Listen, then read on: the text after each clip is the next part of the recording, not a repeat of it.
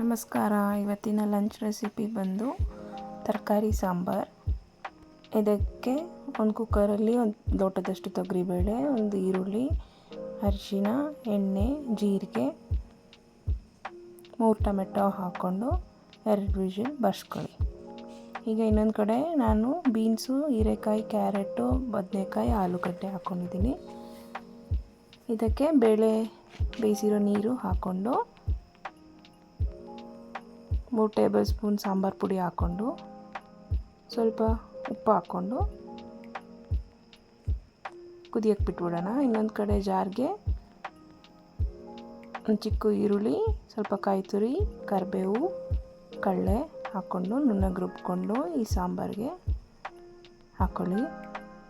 ಈಗ ಬೇಳೆ ಸ್ಮ್ಯಾಶ್ ಮಾಡಿಬಿಟ್ಟು ಅದು ಕೂಡ ಇದಕ್ಕೆ ಹಾಕ್ಕೊಂಡು ಅದು ಕುದಿ ಬಂದಮೇಲೆ ಒಗ್ಗರಣೆ ಹಾಕ್ಕೊಳ್ಳೋಣ.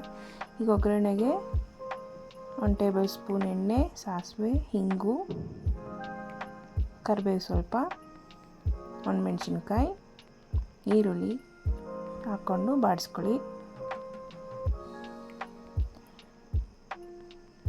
ಈಗ ಬಿಸಿ ಬಿಸಿಯಾದ ಅನ್ನದ ಜೊತೆಗೆ ಬೇಳೆ ಮತ್ತು ತರಕಾರಿ ಸಾಂಬಾರು ಸವಿರಿ. ಹೇಗಿದೆ ಹೇಳಿ, ಕಮೆಂಟ್ ಮಾಡಿ, ಸಬ್ಸ್ಕ್ರೈಬ್ ಆಗಿ.